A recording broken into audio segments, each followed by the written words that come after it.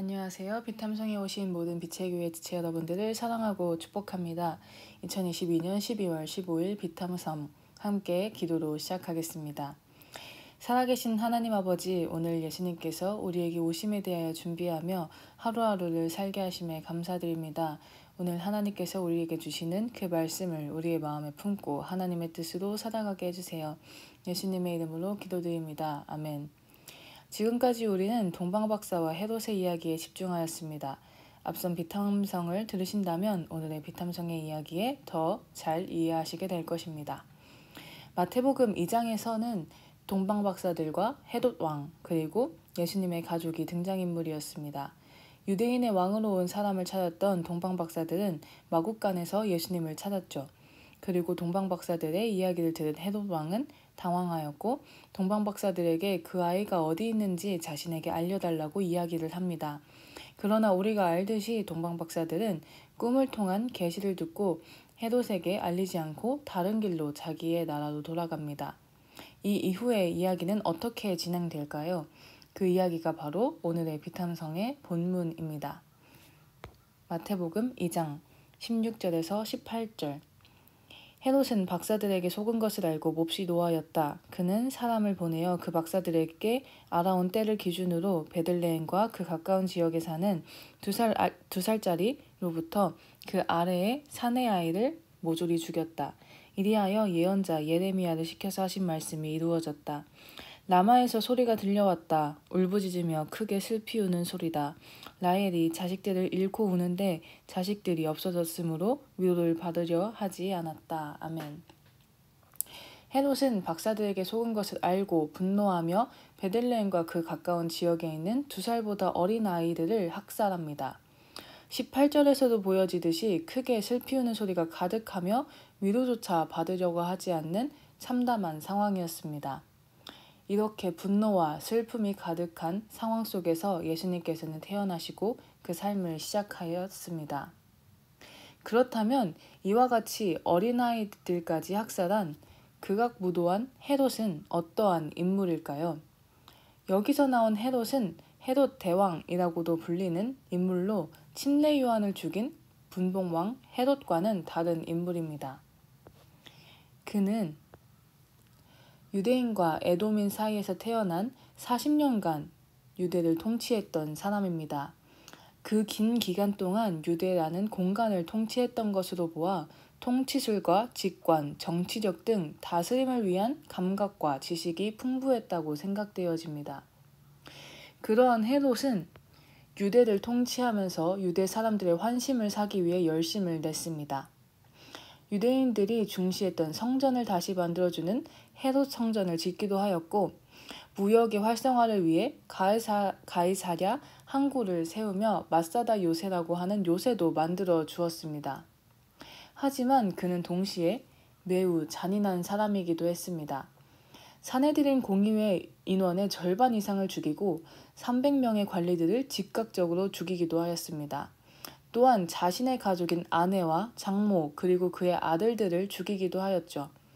그리고 그의 마지막 시간인 죽어갈 때 예루살렘에 저명한 사람들을 경기장에 소집하고 자신이 죽을 때 이들도 다 죽이라는 명령을 내렸다고 합니다.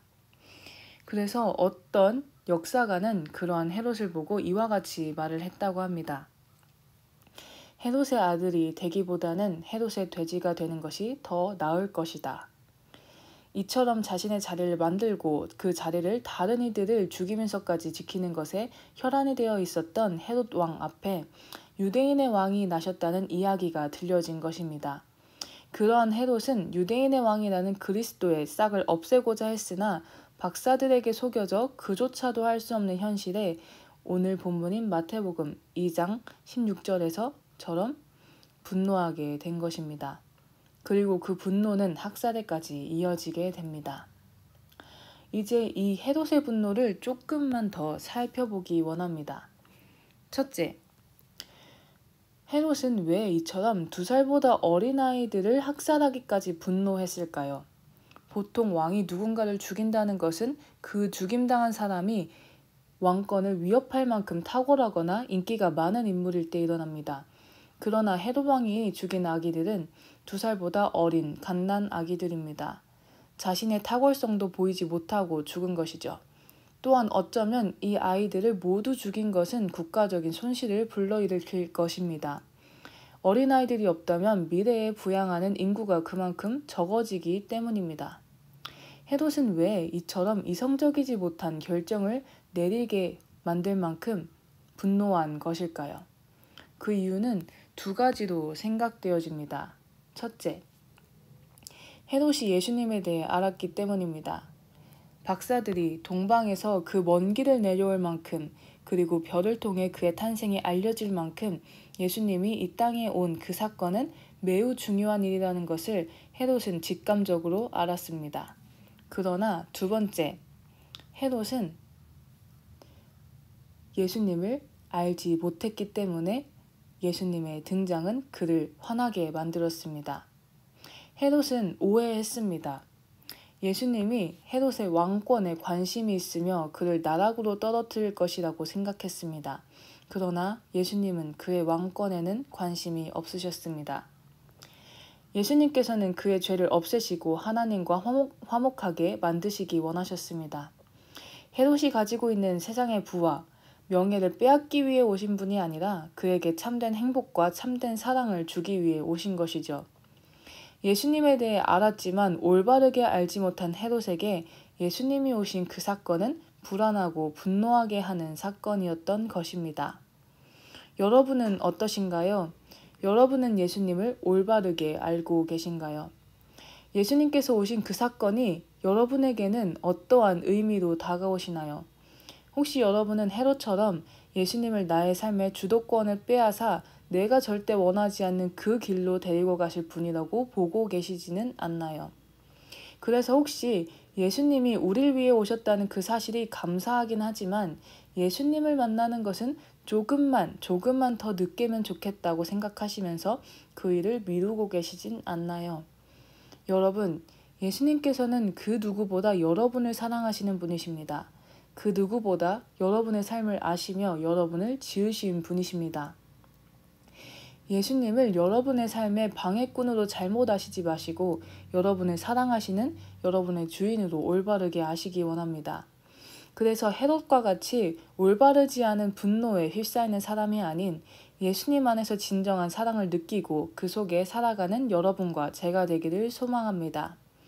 이번 크리스마스를 준비하며 더욱 그 사랑의 예수님을 하루하루 더 만나가며 알아가는 우리가 되기를 원합니다. 둘째, 헤롯의 분노의 결과는 어떠할까요? 헤롯의 분노를 나타낸 이 노하였다를 헬라어 성경에서 찾아보면 이 단어는 이 구절에서만 쓰이는 성경 속의 유일한 단어입니다. 이 단어는 띠모스라는 것에서의 유래가 되었는데 이 단어는 열정과 관계된 단어입니다. 화르륵 타올랐다가 급격하게 사라지는 자신의 열정과 에너지로 가득 찬 그 상태가 바로 헤롯의 분노였던 것입니다. 자신의 자리를 지키겠다는 그 열정에 휩싸인 지극히 자기중심적이며 매우 감정적인 분노입니다. 이 단어를 더욱 살펴보면 이 단어는 마시는 사람을 화나게 만들고 마시는 사람을 그 열기로 죽일 수도 있는 매우 강한 술을 뜻하는 단어이기도 합니다. 즉, 헤롯의 분노는 헤롯의 왕권과 명예를 지키는 수단으로 보이나 결과적으로는 헤롯을 영원한 멸망과 죽음으로 이끄는 분노입니다. 자신의 자리, 자신의 것을 지키려는 그러한 열정으로 인한 자기 중심적인 분노의 감정은 결국 자신을 해칩니다. 그러나 결과적으로 멸망으로 가는 헤롯의 상황과는 매우 다른 상황이 있습니다. 그것은 바로 18절의 사내 아이들을 잃은 사람들의 모습입니다. 마태복음 2장 18절은 예레미야 31장 15절을 인용한 것입니다. 지금 아이들을 잃은 그 어머니들의 심정은 매우 참담하며 슬픔에 가득 차 있습니다. 그러나 예레미야 31장 15절 이후의 말씀을 보면 그들에게는 매우 새로운 사건이 시작됩니다. 하나님께서는 그들에게 새로운 약속을 하십니다. 예레미야 31장 15절에서 17절. 나 주가 말한다. 라마에서 슬픈 소리가 들린다. 비통하게 울부짖는 소리가 들린다. 라헬이 그 자식을 잃고 울고 있다. 자식들이 없어졌으니 위로를 받기조차 거절하는구나. 나 주가 말한다. 이제는 울음소리도 그치고 내 눈에서 눈물도 거두어라. 내가 수고한 보람이 있어서 네 딸들이 적국에서 돌아온다. 나 주의 말이다. 너의 앞날에는 희망이 있다. 네 아들 딸들이 고향 땅으로 돌아온다. 나 주의 말이다. 아멘. 하나님께서는 참담하고 슬픈 순간에 희망을 주십니다. 그리고 이와 같이 말씀하십니다. 네가 수고한 보람이 있어서. 하나님께서는 우리의 모든 삶들을 보시는 분이십니다. 절대 단 한순간도 우리를 그저 버려두시지 않으십니다. 우리의 삶을 살아갈 때 우리는 헤롯처럼 자신의 삶을 지키기 위해 악착같이 열정적으로 살아갑니다. 현재는 그것이 옳은 것 같고 그것이 행복으로 가는 길로 보입니다. 그러나 그 길은 멸망으로 향해 가는 길입니다. 그리스도인의 삶은 그러한 삶이 아닙니다. 그리스도인의 삶은 나의 힘으로 살아가는 삶이 아니라 하나님의 힘으로 살아가는 삶입니다. 하나님의 희망을 받으며 하나님이 아시는 삶, 하나님에 의해 그 삶이 만들어지는 삶. 그래서 세상의 삶들, 멸망받고 결국에 죽음으로 가는 삶과는 다르게 진정한 회복으로 가는 삶, 그 삶이 하나님의 자녀들인 그리스도인들이 살아가는 삶입니다. 그 삶을 어떻게 시작할까요? 예수님을 만나는 것으로 시작할 수 있습니다.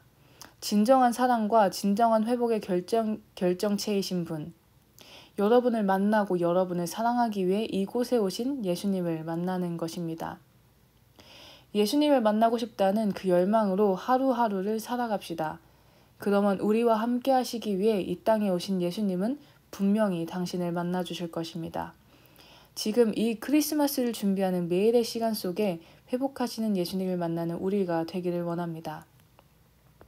오늘 단 한 가지 결심만 하기를 원합니다. 매일의 시간마다 예수님을 알아가며 예수님을 만나는 제가 되겠습니다라고 결심하기 원합니다. 오늘 라이프팀 카톡방에 이 말씀을 올리기 원하신다면 이 문장, 매일의 시간마다 예수님을 알아가며 예수님을 만나는 제가 되겠습니다 라는 이 문장을 올리시면 될 것 같습니다. 기도하심으로 비탐성을 마치겠습니다. 살아계신 하나님 아버지, 오늘 당신을 더욱 알아가기 원합니다. 당신을 매 순간마다 만나기 원합니다. 나를 만나주시고 나와 함께 해주세요. 예수님의 이름으로 기도드립니다.